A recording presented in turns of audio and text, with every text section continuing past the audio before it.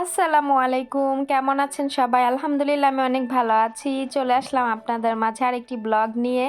তো ব্লগটি ভালো লাগলে লাইক কমেন্ট শেয়ার করবেন, আর আপনারা কে কোথা থেকে আমাকে দেখছেন অবশ্যই কমেন্ট করতে ভুলবেন না। আর চ্যানেলটি ভালো লাগলে সাবস্ক্রাইব করে দিবেন। তো আজকে আমি বিকালবেলা রান্নাঘরে চলে আসছি, পাস্তা রান্না করব। তো আজকে হচ্ছে খাসির মাংস দিয়ে পাস্তা রান্না করব। অনেক বড় আনাম একটা খাসি মাটির নিচে পুড়ছিল, তো সেই মাংসই ছিল। তো ডিপে সেটা রাখা হয়েছিল, তো সেটাই আমি কিছুদিন আগেও রান্না করছিলাম, আবার আজকে এটা দিয়ে পাস্তা রান্না করতেছি, খাসির মাংসের পাস্তা।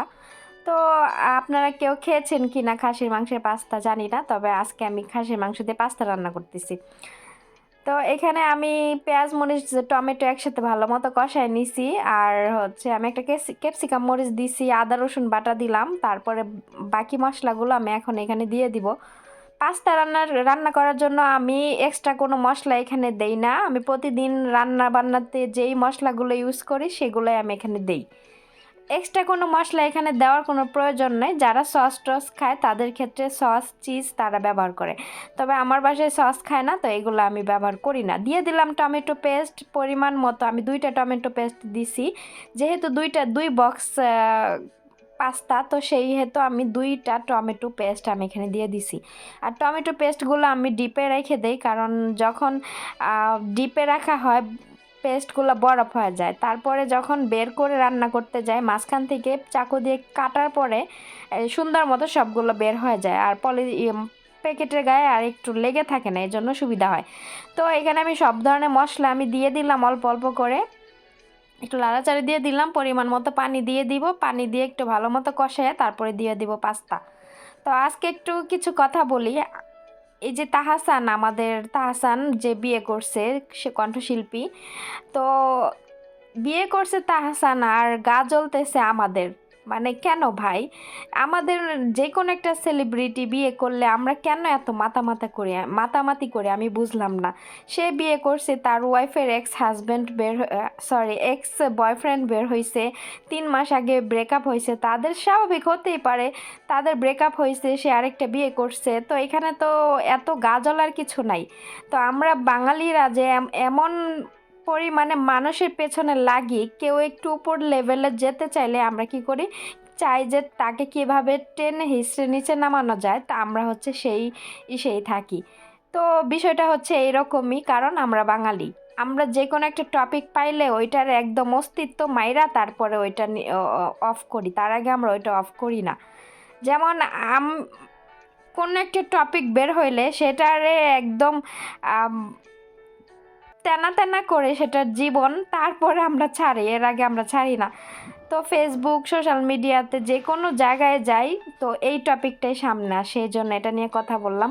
তো আসলে যে বিয়ে করছে, তার ওয়াইফ, সে কিন্তু জেনে শুনে বিয়ে করছে কিংবা নাই জানুক, সেটা তারা বুঝবে, তাদের পার্সোনাল বিষয়। একটা মেয়ের বয়ফ্রেন্ড থাকতেই পারে, তো তাই সেটা নিয়ে এত মাতামাতি করার কিছুই নাই, ঠিক আছে?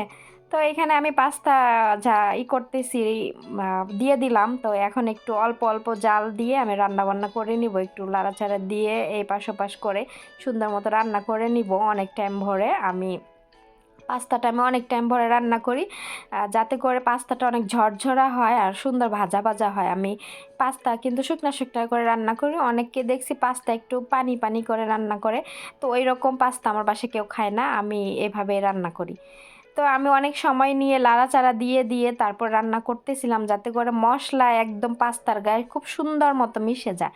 আর এখানে আমি একটা লেবু দিয়ে দিছিলাম, 2টা লেবু আমি রস করে দিছি, এতে করে পাস্তার টেস্ট আরও বেশি ভালো লাগে লেবু রস করে দিলে।